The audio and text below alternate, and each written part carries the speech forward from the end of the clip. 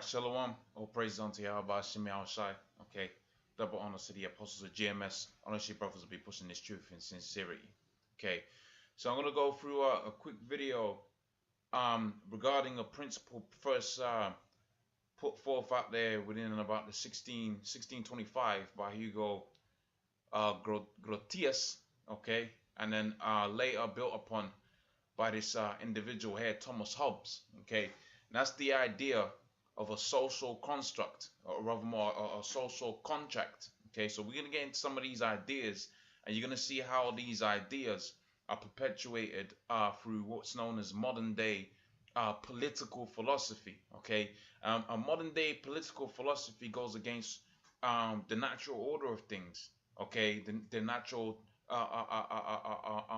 idea, okay, that you was gonna have dominant physical groups out there, dominant kingships or kingsmen out there, okay, as pursuant to the book of Deuteronomy, the 7th chapter and the 6th verse, and they was gonna govern, okay, what was gonna happen within the earth, okay. Also, when we're gonna go through this bit by bit, you're gonna find out that pretty much this is an idea, a philosophy, all right, that's been put forth to keep the elite banking families in power, okay? Because if you go in the natural order of things, well, the dominant, the strongest, the smartest people is going to always be on top, okay? This is an idea that's been put forth to keep the elite banking families on top, okay? But we'll build up on those ideas bit by bit. So let's start off with this. It says here, social construct, okay? In both moral and political philosophy, the social contract or political contract is a theory model, okay, originating during the time of the Age of Enlightenment, okay. So if we go into this time of the Age of Enlightenment, what's that speaking about? Okay, I actually haven't gone through this, but I've got a pretty good idea of what this is going to be talking about, okay. So this is called the Enlightenment, okay, also known as the Age of Enlightenment, okay, French, etc., etc., the Century of Lights, the German Afrong Lung, I'm not even going to try to pronounce that again. It says it was an intellectual movement which dominated the world of ideas, okay, in the in Europe during the 18th century, okay, the century of philosophy, okay. So pretty much this is going into Esau's heyday, okay, when they really starting to pick up pace after the 1600s, when you had the last stronghold of Negro, Hispanic, Native American, really Negro, the House of Judah, okay, their dominance across Europe, okay. After the 1600s, you had it to where via the Borgia family, and families alike, you had it to where Esau started getting back into prominence, okay. And that's all written about within the scriptures, okay. I'm not going to go into those scriptures just today. You certainly check that out for yourself, especially where the scripture talks about how the beast was going to go into perdition, all right, for a period of 1,000 years, and after that 1,000-year period, he was going to what? He's going to rise out of the bottomless pit, okay, and he was going to rule the earth for a period of time, okay. So let's carry on here. So it says the Enlightenment, okay, included a range of ideas centered on reason as the primary source of authority and legitimacy, okay, and came to advance ideals like liberty, progress, tolerance, right, fraternity, constitutional government, and separation of church and state, okay. And these are important ideas, all right, in establishing Esau's in establishing Esau's kingdom, because when you have it to where the church, okay, is head over the whole governing infrastructure, well, you're gonna have it to where scriptures is gonna be you're gonna have it to where the biblical understanding is gonna be the principal thing that's being pushed forth, okay. But when you got it to where there's two separate entities and the constitutional government is the one that's governing everything, okay, then you're gonna have it to where those things are separated. In other words, things that are against the scriptures can be legitimized, okay, and things that are within the scriptures are not necessarily gonna be legitimized. Okay, for instance, when you're dealing with homosexuals and transgenders, well, it's legal to do that when you're regarding constitutional law, but it's not legal to do that when you're talking about a biblical canon. Okay, so it says in France. So that's pretty much That's, I mean, I'll read this because they mentioned something about the Roman Catholic Church there. So it says, in France, the central doctrine of los doctrines of les Lemires. Okay, I'm not very fluent with the French or anything like that.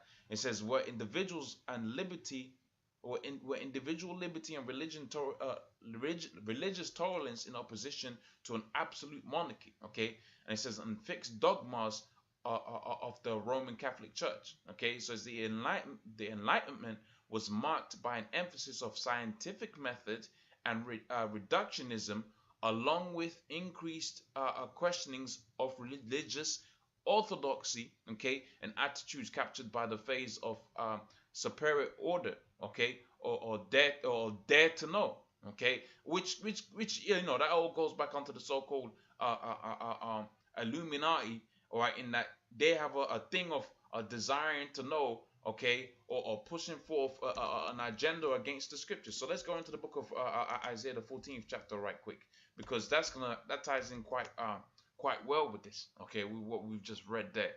Okay, so let's go to Isaiah, the 14th chapter. We're gonna scroll down to the 12th verse. Okay, so it says, how art thou fallen down from heaven, O Lucifer? Lucifer meaning the light bearer. Okay, if I go to tools right here, it should give me a little bit more information regarding this word Lucifer here. Okay, so if I pop that open in the next tab, okay, hopefully it's going to tell me what I want to know, which pretty much means light bearer. Okay, so this says, yeah, so Lucifer, that means light bearer, and that ties in quite nicely with what it's saying here, the time of enlightenment, daring to know, etc., etc. Okay, but as a result of that, okay, as a result of their so-called progression within these philosophies, here's the result that the Most High has bestowed upon. Okay, so it says, how art thou fallen down from heaven, O Lucifer, son of the morning? How art thou cut down to the ground, which didst weaken the nations? Okay, for thou hast said in thine heart, I will ascend into heaven, and I'll exalt my soul throne above the stars of the Most High.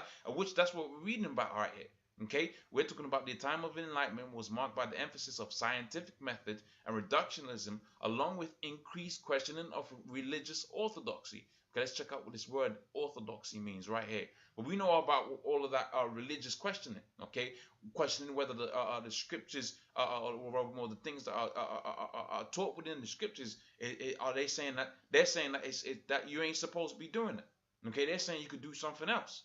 Okay, which is against what the scripture says, man. And that's what happens when you have it to where you have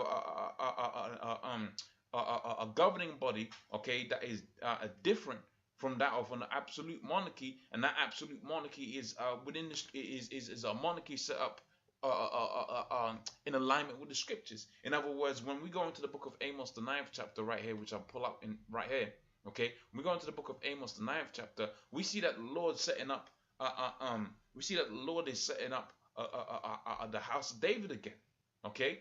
And what is he doing to the? Why is the Lord setting up the house of David again? Because once the house of David is set up again, you're gonna have an absolute monarchy, okay? That's gonna be pushing forth an agenda that is of a biblical origin, okay? So let's go into this scripture right here. This is Amos, the 9th chapter. I'm gonna go to the ninth verse, as I said before.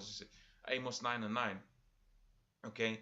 And the point is in the 10th is in the. I'll go straight to the point since we got a lot of information. We got the truth through today. Okay, so it says, in that day I'll raise up the tabernacle of David that is fallen, and I'll close up the breaches thereof, and I'll raise up his ruins, okay, and I'll build it as in the days of old. Now, why is it going into that? Because when we're dealing with this ideology we got right here, okay. In other words, a time of enlightenment, a time of so-called scientific methods when they're gonna push forth an idea like the Big Bang theory, where they're gonna push forth an idea, because they dare to question, ask those questions, okay? Because they dared to ask those questions, as is being said here, okay? So they had it to where they created answers that was going to answer those particular questions in a manner that was against the scriptures, okay? All right, so it says here, where's the point I was looking for? So separating church and state, okay, and there was another point that I wanted to get, but I mean I read it before, okay, which was the idea of having it to where you got you got it to where you have an absolute monarchy, okay, that's being led by by ultimately the church, because you had it, back in the day, you're talking about the time of King Henry VIII, which he was an Israelite. Okay, during those days, you had it to where he was the absolute monarchy, and I believe he was the absolute power over the church, and he had control over the church, because going back onto the scriptures right here, that was what was set up back then. Okay, so I mean, thereabouts. Okay, not, not 110%. So I read Amos the ninth chapter and the ninth verse. That's why I haven't got it open. So let's go back onto the premise, and this is in the this is in Wikipedia again. Okay, and this is back within the social contract. Okay, so it says both in moral and political philosophy.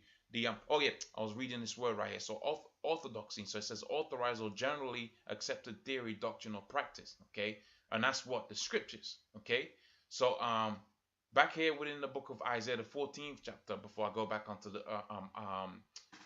the main premise.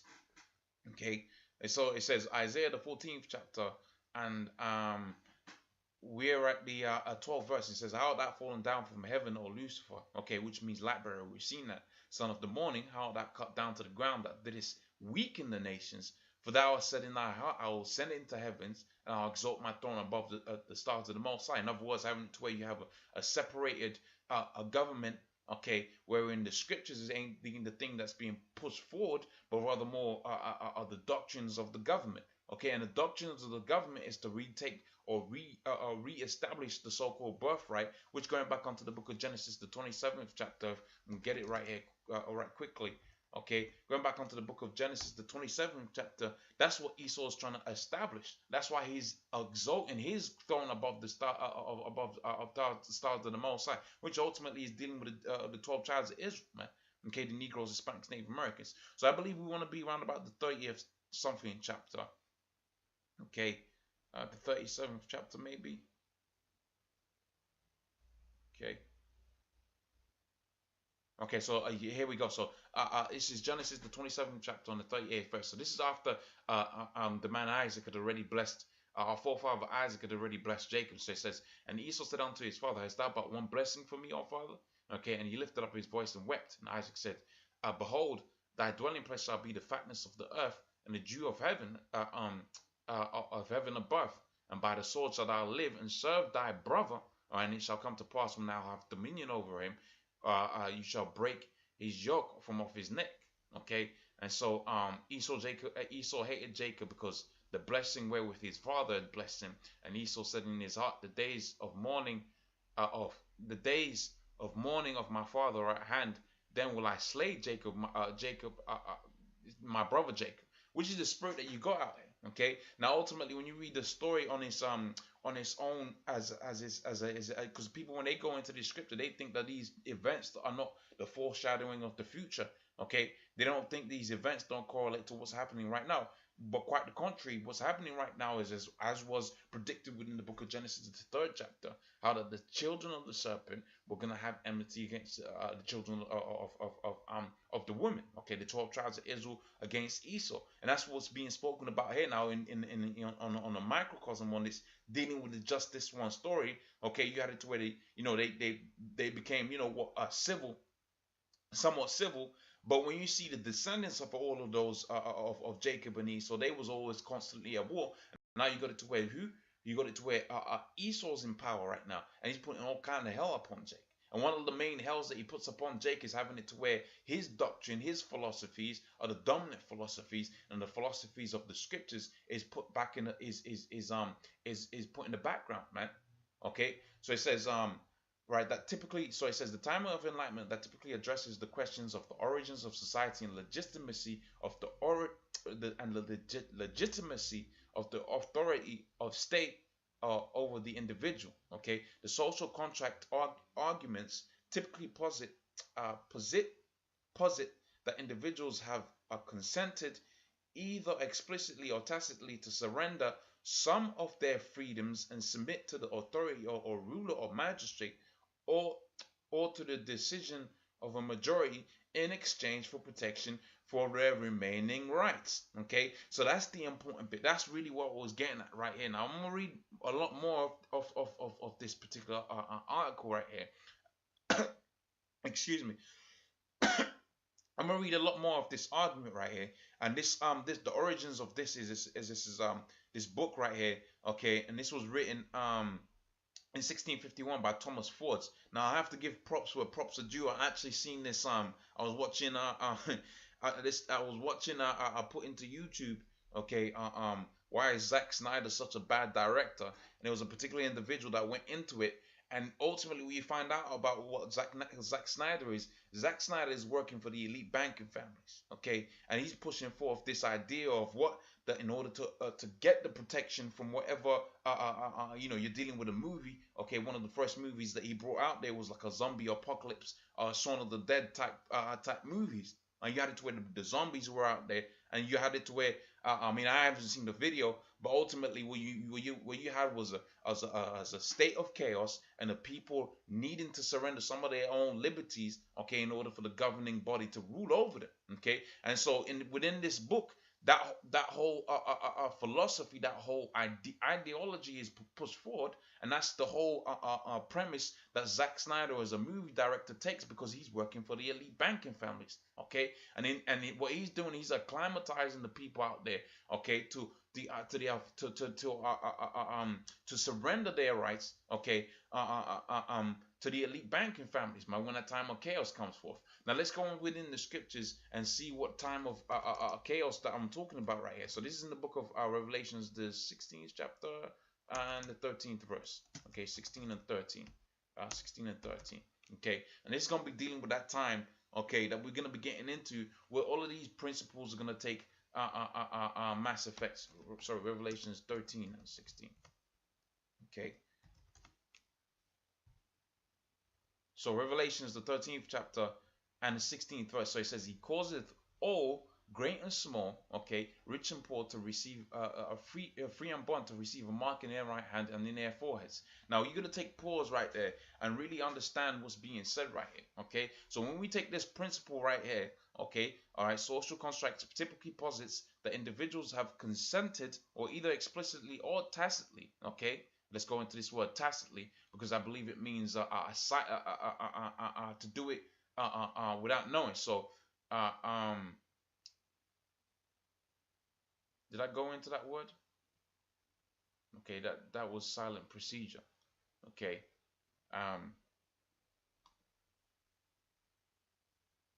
which might be the definition. So, but I'm gonna put define uh, tacit uh, tacitly in here. Okay, bear with me whilst it loads up.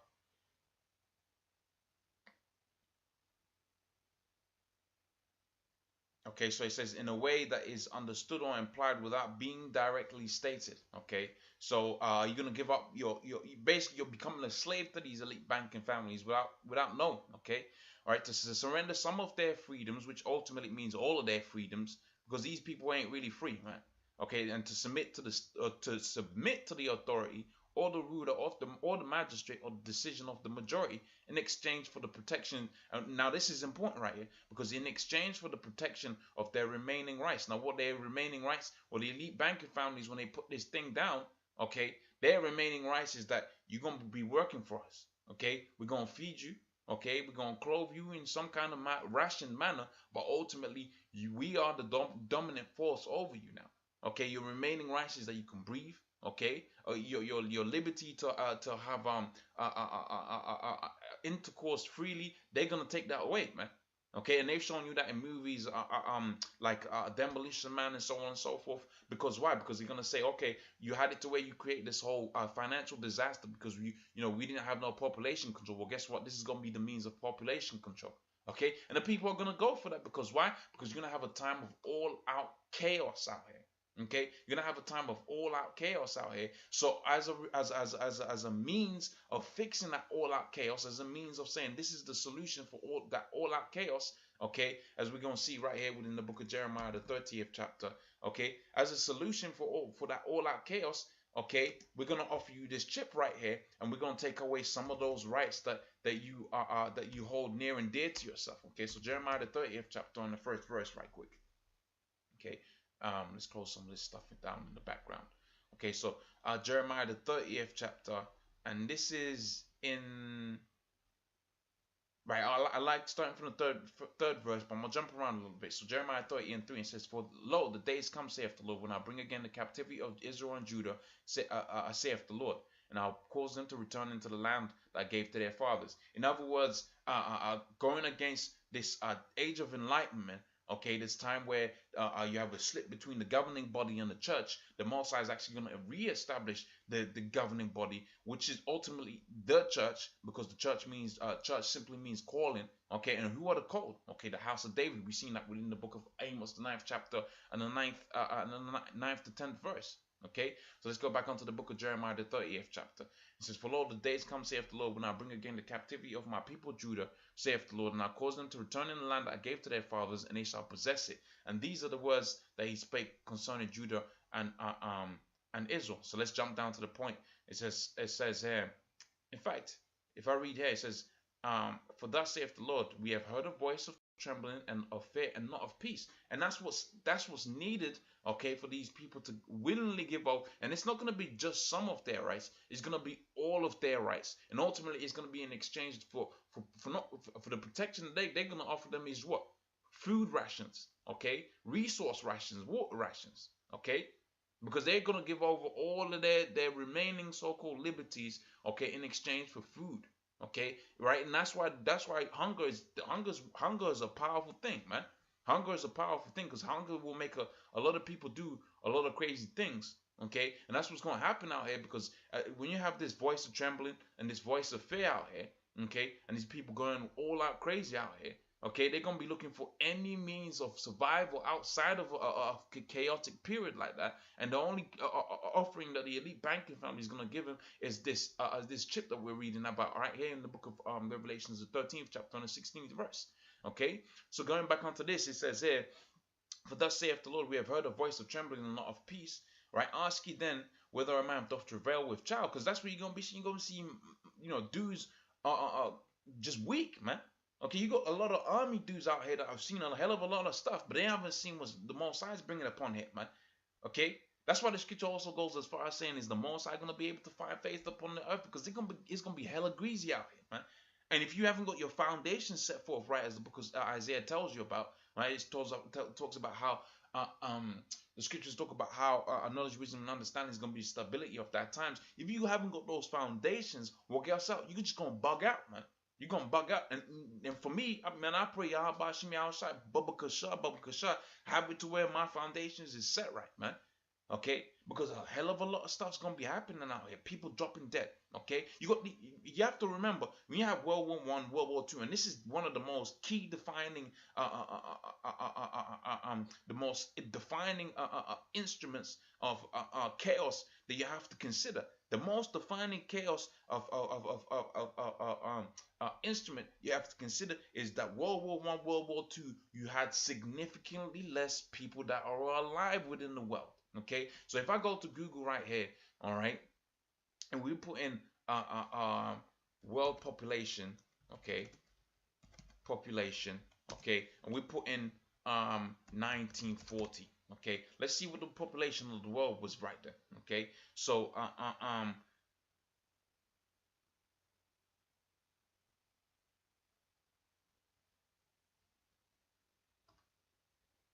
okay, let's see if this gives me the information that I want. Okay, so so right here we're at 6 billion right here.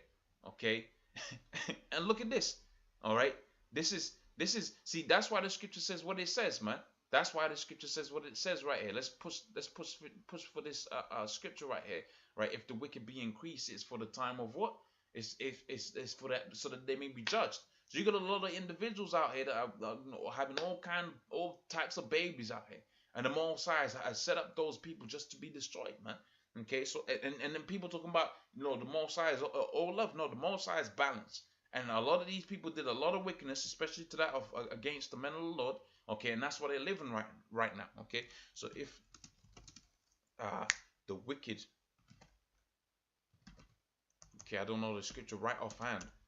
Okay, off the top of my head, but hopefully the search is gonna be help us narrow that down. Okay, so right, so this is No, no, no. It's in the book of Proverbs or something like that. So let's try to find it. Be increased. Let's put sword in. I believe the word sword in, appears within that scripture.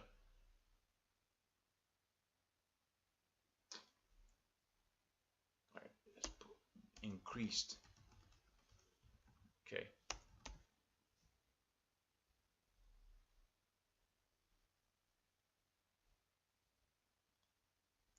I can't find that scripture, man.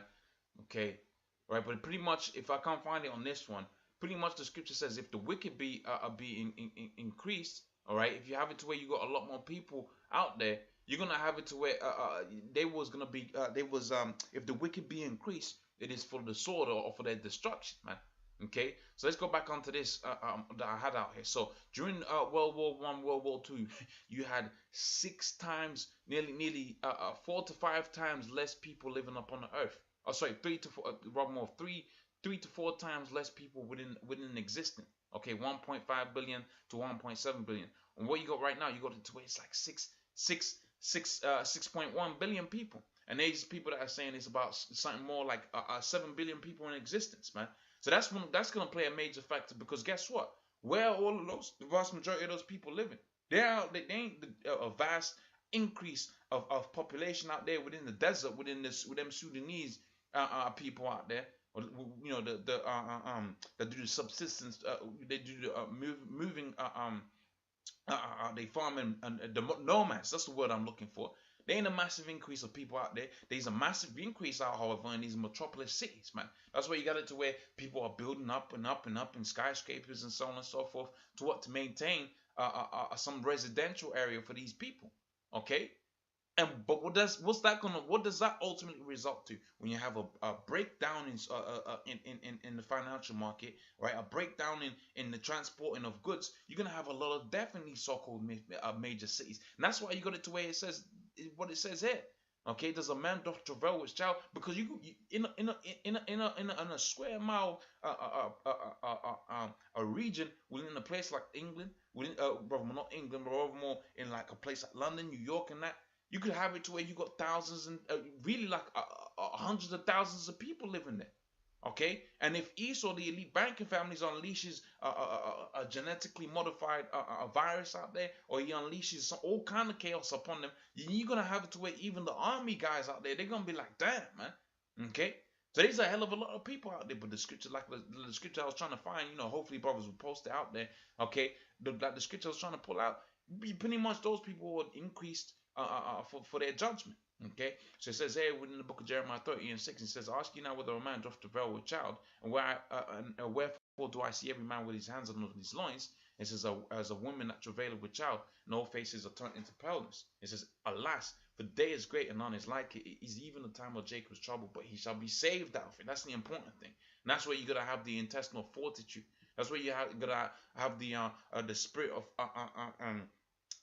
wanting to survive, wanting to be stable within this truth. Okay, so back within the book of Revelations, the 13th chapter and the 16th verse, it says, "He calls the Lord both small and great, rich and poor, free and bond, to receive a mark upon their right hand, all right, for and in their foreheads, okay, uh, uh, that no man might buy or sell, save that he that hath the mark, all right, of the beast, or the name of his number." So that's what's gonna be that's what's gonna be the solution to that chaos. Okay, you're gonna have to give up all your rights this time for as a solution to the chaos that's gonna bring out at the time of Jacob's trouble. So I'm gonna whiz through this now. Okay, and and that should pretty much be it. But you pretty much you get the gist. Okay, so it says all the antis. Oh, right. So let me read this. So it says the question of a relationship between natural and legal rights, therefore, is often an aspect of social contract theory. Okay, the terms takes place in the social contract, and that was 1762. All right, that's to discuss this concept. And it says although the antecedents of the social contract theory are found in antiquity in Greek. Okay, because really it was the first thing, it came first by way of the Greeks. That's when you go to the book of Daniel, was it Daniel the 9th chapter or the 8th chapter? Okay, how that when Esau was going to establish his kingdom was going to be diverse from other kingdoms because all these other kingdoms had an absolute monarch. Okay, and when Israel had an absolute monarch, they had it to where the absolute monarch was within and pushing the things that are contained within the scriptures. Okay, so it says the question of so we read that bit. So it says although the antecedents of social contract, okay, theory are found in antiquity, the Greek and Stoic philosophy and Roman and canon law. The heyday of the social contract was in the 17th to the 19th century when it emerged as the leading doctrine for political legitimacy. Okay, the starting point for more social contract theories is examined, all right, of the human condition, right, absence of any political order that Thomas Hobbes termed the state of nature, right? In this condition, individuals' actions are bound only by their own personal power and conscience. From this shared the starting point, social contract theories seek to demonstrate in different ways why rational individuals would voluntarily consent to give up their natural freedom to obtain the benefits of a political order. Okay, and that's what pretty much that's the whole idea of the so-called new world order, chaos, right? In order to establish an order, right, based on some kind of political doctrine, okay, and that political doctrine is against the scriptures. Okay, so the Most High ain't gonna have it to where that's gonna be established. When you go to the book of Daniel, the second chapter on the 44th verse, the Most High said he's gonna establish his kingdom. Okay, all right, and he's gonna thresh all of these existing kingdoms. Okay, so let's read a little bit of this. So these individuals are amongst the most prominent of the 17th and 18th century theories of the social contract and natural rights. Okay, each solved the problem of the political authority in different ways. Okay, Grotius post posited posited the individual human rights had natural rights, right? And says Thomas Thorpe famously said that in a state of nature, human life would be solitary, poor, nasty, and brutish, right, and short, right, in the absence of political order. And that's how Esau sees himself. He sees that an order outside of his so-called political order, okay, which is against the scriptures, which is against nature, right? You got it to where you got a brutish, nasty, poor life, man. Okay, and ultimately, that's not what the Most High is going to set up, man. The Most High is going to set up a complete and absolute governing body, all right, starting first and foremost with Yahushai, down to King David and down to the men that serve Yahushai in all sincerity. Okay, so it says, let's carry on, and I'm gonna call this the last paragraph because this really ties all of it, right? In the absence of political order and law, everyone who would have ultimately natural freedom, including the right for the right to all things. Okay, and that's important.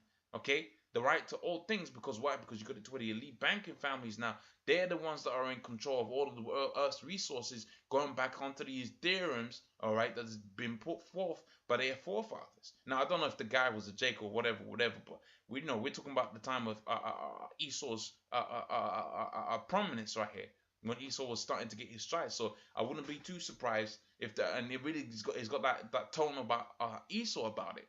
Okay, but ultimately these are the ideas that Esau pushes forth. Okay, so it says here, Grotius persisted the individual human beings, right? So right here we were. So it says in an absence of political order and law, everyone will have ultimate unlimited, right, natural freedoms, including that to all things, okay, and thus freedom to plunder, rape, murder, right, and they would be an endless war, right, against all. Okay, it says to avoid this, free men contract each other, right, to establish political communities, right, civil societies, all right, a social through a social contract in which they all gain security in return for subjugating some themselves to an absolute sovereignty. Okay, so to an absolute sovereign. Okay, so they was talking about they was against absolute sovereignty in one of those ones, and now they're re-establishing that. But let's see, now it's absolute sovereignty that's against what? That's against the scriptures, one, and it's and ultimately it's taking away the rights of the people. And they was talking about against one man or an assembly of men, and we know these to be the elite banking families. Okay, it says though these sovereigns edicts may well be arbitrary and tyrannical, Hobbes saw the absolute government as the only alternative to the terrifying anarchy of state of nature. Okay, and Hobbes asserted that humans consent to to abdicate their rights in favor of absolute authority of government, whether monarchical or parliamentary. Okay, right. Uh, right. So pretty much, I mean, that's all I wanted to hit. Hopefully, I went into it satisfactory enough. Okay. Check out the article for yourself, and brothers can do their own videos on it. If I didn't go into certain things as right as possible, then feel free to do so. So that was that on pretty much that, and hopefully that was of edification. So with that, I'm gonna say all praise unto Yahweh Shemi Shai. Okay, double honors the apostles of GMS, honest you brothers that be pushing this truth in sincerity. Shalom.